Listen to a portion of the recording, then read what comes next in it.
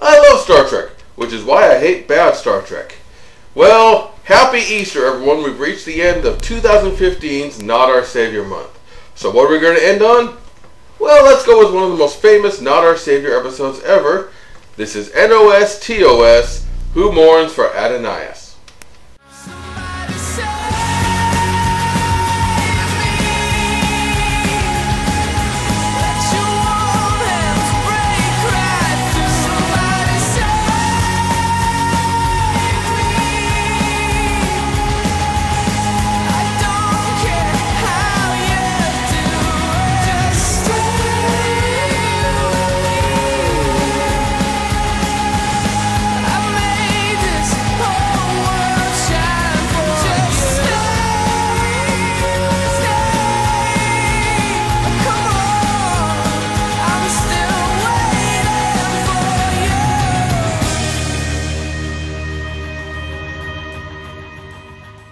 We begin the episode with the Enterprise passing through a desolate region of space.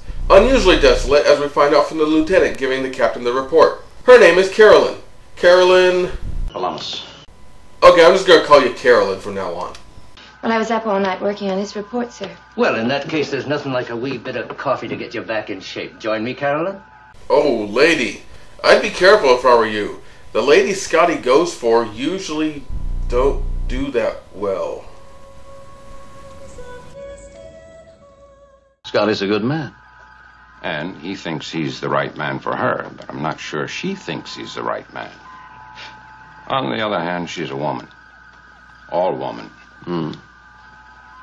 One day she'll find the right man, off she'll go, out of the service. The only thing worse than sexism is meandering sexism. What are they trying to say here exactly? They're trying to say something? I know I use this clip a lot, but... It's the 60s! So the Enterprise goes into orbit to chart an empty world. And they detect a green thing approaching. And it's a giant hand. Which means only one thing. Kim? Talk to the me. The Todd has gone intergalactic. I'm not touching you. I'm not touching you. Smell the glove. Smell it! Oh, hang on. The wizard's got the camera focused on the wrong body part. Just give him a second. Hulk fondle.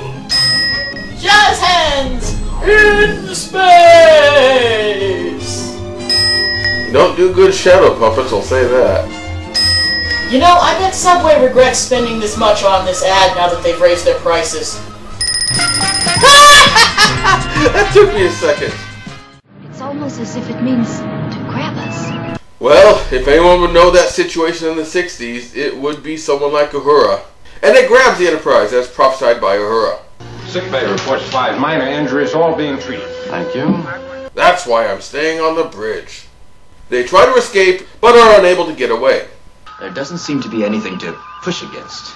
And then a head appears. Heed! Move! Really? I was gonna go with... Incoming message from the big giant head! It's a big giant head! The head welcomes them, implying that they've returned after being gone for a long, long time. A very long time, as he claims to have known them for 5,000 years before. While I can believe that of William Shatner, the rest of them have mortal lifespans. And then, when the Enterprise crew doesn't do exactly what he says when he says it, he starts to squeeze. What are they reacting to? The increased pressure on the atmosphere inside the ship. Actually, that part makes sense. That's credit to the show. So Kirk agrees to beam down with some of his officers, but Spock is specifically banned. He is much like Pan, and Pan always bored me. No sad faces. This is a time to rejoice, not to fear. You know, Pan was not exactly known for being sad-faced and morose. He wasn't logical, he wasn't bland. He was the party guy of the gods. He was always going around being mischievous and rocking out. Well, they both do have pointed ears, so they are the same in that way. And as early Star Trek shows us, there's nothing more to Spock than having pointed ears. And to counter what I just said, there's a good character moment with Spock. Insulted, Spock? Insults are effective only where emotion is present. That human whore. We'll tackle them together. Ah! Strike orders. What am I doing down here, Doctor? Well, you're the A&A officer, aren't you? Archaeology, anthropology, ancient civilizations. Yeah, their last archaeologist left to screw some historical figure. Well, we're going to need help in all those areas. Also, someone here is going to end up wearing a pink dress, and I really don't want it to be Chekhov. They see the alien whose head they saw in space sitting now at a high school theater set. Apparently he was on Earth millennia ago, and he is Apollo. The orchestra is stunned by this development. And I am the Tsar of all the Russias. That's a check. Nobody likes you. Oh, great God, Apollo. Let us sacrifice our idiot Russian to you, please. And as we'll have repeated over and over later on, it turns out that the Greek pantheon were nothing more than advanced aliens come down and been falsely worshipped as gods by the primitive humans. Chariots of the gods, man. They practically own South America. And Apollo wants to revisit that, bringing the humans here as his worshippers to live simple lives and giving him all the attention. Also known as the Obama platform. Kirk, not surprisingly or unfittingly, refuses. And you've got a lot to learn. And so have you. Let the lesson begin. Well, guess this is happening.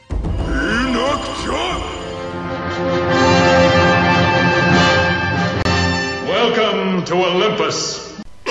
Look at that thing! Oh, come on, for the 60s, that's not that bad of an effect. So it's not the effect. Look at his legs. He's built like E.T. Or like you. It's not funny. Back on the Enterprise, we find out that they're cut off from communication with the landing party. And back with the landing party, Apollo fades away after growing giant to prove that he can grow giant, and so they discuss him, repeating once again the concepts already laid out. What do you know about Apollo? Apollo, a twin brother of Artemis, son of the god Zeus, and Leto, a mortal. No, Leto was not a mortal, she was a titaness. You're supposed to be an expert. Get it right.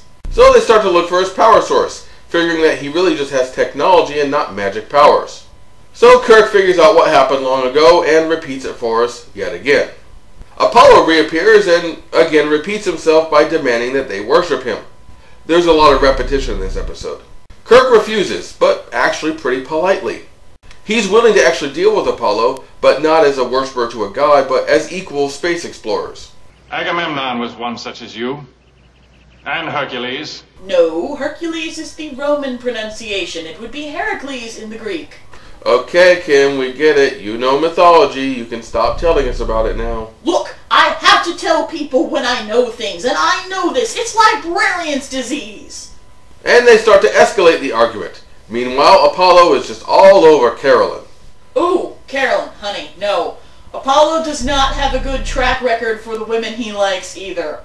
How like Aphrodite and Athena. Just like two people who are not at all like each other. You know, except for both being chicks. You seem wise for a woman. God, this episode is sexist. Apollo promises to make Carolyn a goddess, but Scotty protests. You protest? He will not empower any women when I'm around. You risk much. And so do you. Still, all he did was destroy their weapons, and it's hard to say he's being an unreasonable bastard when all he does is disarm you. Also, he ruins all their other phasers so they can't shoot Apollo. You are a beauty. I don't know, Chekhov. You're not out of the woods yet. Apollo was not known for confining his attentions merely to women. He would abduct him a pretty boy every now and then, too. Oh dear God, no! But like Artemis, the bow arm should be bare. You need to dress hotter, like my twin sister. So, is that another error from Greek mythology? Sadly, no. The Greek gods were known to get their Lannister on from time to time. And he puts Carolyn in the promised pink dress. Scotty again gets pissed off and attacks Apollo, and Apollo smacks him down yet again. So Carolyn agrees to go off with the historical figure and get romantic with him. No, again? She is the next McIvers. Scotty comes to, and Kirk orders him to, control himself. Besides, you stiff-necked thistlehead, you could have gotten yourself killed. What is it with Starfleet and their Emotionally volatile chief engineers, except for Geordi. You're incapable of that level of incompetence, Mr. LaForge. Yeah, Geordi flipping out doesn't seem to make a lot of sense. And we cover the alien origins again. To be fair, they are adding new information with each iteration, but there's still a lot of reiteration. To the simple shepherds and tribesmen of early Greece, creatures like that would have been gods. Yeah, that's been established.